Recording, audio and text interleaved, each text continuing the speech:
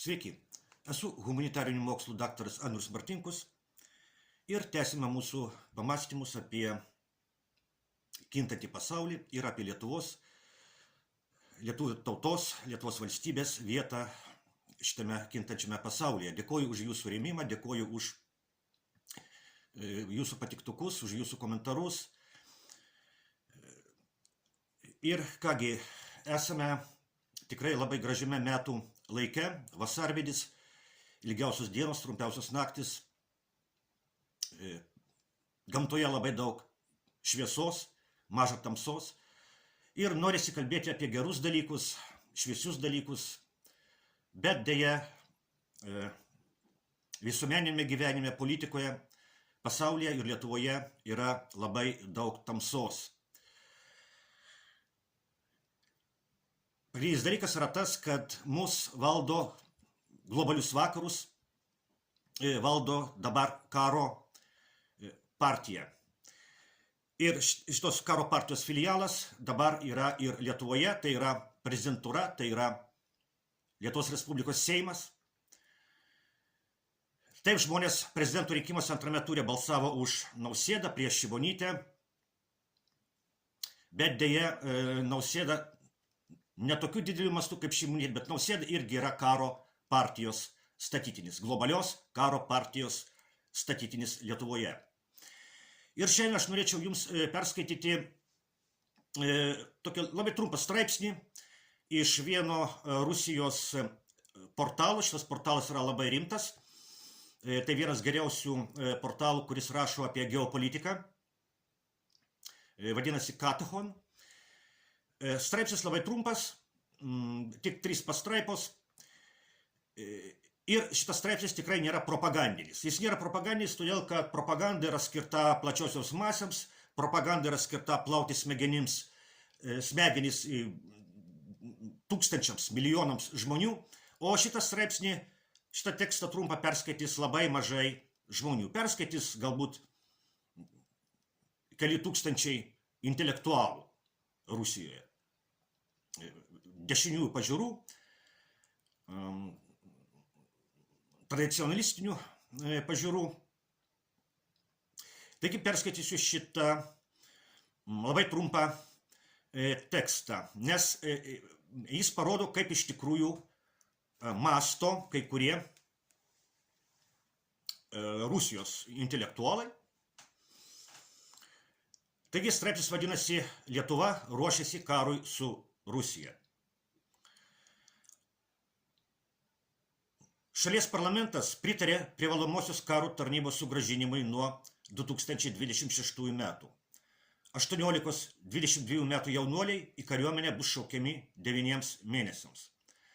Jau 2025 metais 17-mečiams jaunuoliams bus atliekami medicininiai patikrinimai.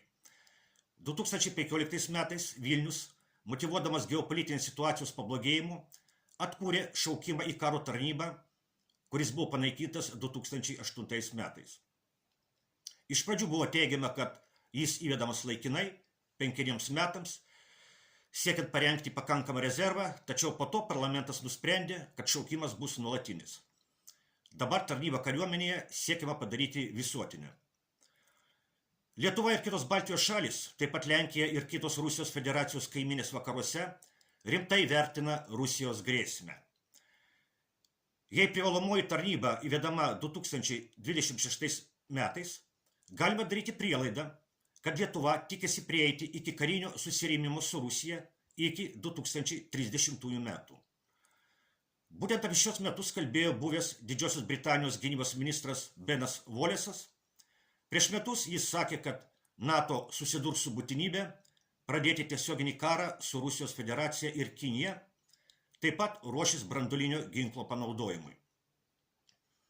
Nepaisant visų vakarų bandymų vaizduoti Rusiją kaip pagrindinę branduolinę agresorę, būtent vakarų šalių žingsniai aiškiai parodo, kas ruošia dingsti branduoliniam karui.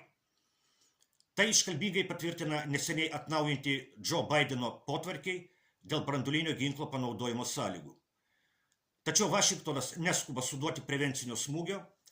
Pirmiausia, jiem reikia paversti visą Europą tikrų mūšio lauku, Būtent todėl Varšuva ginkluojasi, o Baltijos šalis ruošiasi įvesti privalomąją karinę tarnybą. Po Ukrainos hegemonas ruošia naujus iššūkius Rusijai. Štai toks trumpas tekstukas. Ir kartoju, kas čia yra svarbiausia. Svarbiausia yra tai, kad jis nėra propagandinis. Iš tikrųjų, rusai, bent jau didelį jų dalis, masto būtent taip. Jie iš tikrųjų masto, kad Lenkija, Lietuva, Latvija, Estija, galbūt Rumunija, gal dar kitos šalis, iš tikrųjų yra ruošiamas karui su Rusija ir po Ukrainos ateis šitų šalių eilė. Dabar Jungtinės Amerikos valstijos kaunasi su Rusija Ukrainoje, ukrainiečių rankomis ir ukrainiečių krauju, kurį bučiavo Nausėda, kai bučiavo Ukrainos vėliavą, jis taip sakė. O po Ukrainos ateis eilė Lenkijai, Lietuvai, Latvijai, Estijai, gal dar kam nors kitam. Rusai iš tikrųjų taip masto, tai nėra propaganda. O dar paklauskime savęs, o galbūt taip yra ir iš tikrųjų? Gal iš tikrųjų taip ir yra? Gal čia nėra propaganda, gal iš tikrųjų tie parsidavėliai, kurie valdo Lietuvą, jie iš tikrųjų ruošia Lietuvą karui? Kodėl ne? Kam tada tos Ukrainos vėliavos ant kiekvieno kampo? Na, dabar ačiū Dievui, aš gyvenu Kaune, tų vėliavų smarkiai sumažėjo. Na, kai kurie sako žmonės, sako, kad ir Klaipėdoje sumažėjo, gal, na, jūs kiekvienas gyvenate savo vietoje, galite patys spręsti, ar sumažėjo jų, ar ne. Na, bet Vilniuje dėja jų, man atrodo, kad nesumažėjo, ant kiekvieno kampo Vilniuje šitos Ukrainos vėliavos. Tai ką reiškia tos Ukrainos vėliavos? Ar tai reiškia, kad Lietuva ir Ukraina yra jau kažkoks vienas placdarmas?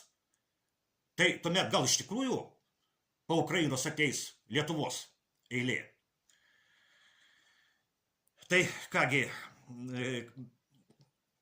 ką aš noriu akcentuoti? Aš noriu akcentuoti būtent tai, kad šitas trumpas tekstukas tai iš tikrųjų nėra propaganda, rusai iš tikrųjų taip mano, rusai iš tikrųjų taip masto, jie iš tikrųjų galvoja, kad Lietuva valdantieji ruošia Lietuvą karui su Rusija, na ir iš to galime daryti tam tikras išvadas. Tuomet galime daryti išvadas, kad šitie parsidavėliai, kurie valdo Lietuvą šiuo metu, jie tikrai netarnauja Lietuvos nacionaliniams interesams, šitie parsidavėliai aptarnauja globalios karo partijos interesus, globalios karo partijos, kuri šiuo metu valdo ir Jungtines Amerikos valstijas. Ir išvada, kurią galime padaryti, tai yra tik tai, na, o ką mes galime padaryti? Ką gali padaryti paprasti Lietuvos žmonės, paprasti Lietuvos rinkėjai? Na, artėja Seimo rinkimai.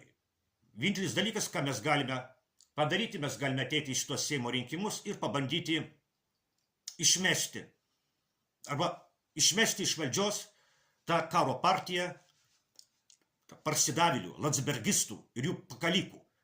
Karo partija, kuri šiuo metu yra užvaldžiusi Lietuvą. Žmogus, kuris labiausiai garsiai pasisako už taiką, už diplomatinį sprendimą su Rusija, Baltarusija, Kinija, tai aišku yra Eduardas Vaitkus, jis kol kas nežinome, koks bus jo sąrašas Seimo rinkimuose, bet balsuoti, aišku, reikia už taiką, reikia balsuoti už šviesą, kad šviesa būtų ne tik gamtoje prieš Jonines, kad šviesa būtų ir Lietuvos visuomenėje, o tamsa turi būti išmesta. Tamsa turi būti išmesta, kaip rašoma šventajame rašte, turi būti išmesta į tamsybės, kur bus verksmo ir dantų griežimo. Kągi, gerų jums visiems joninių ir susitiksime kitą kartą.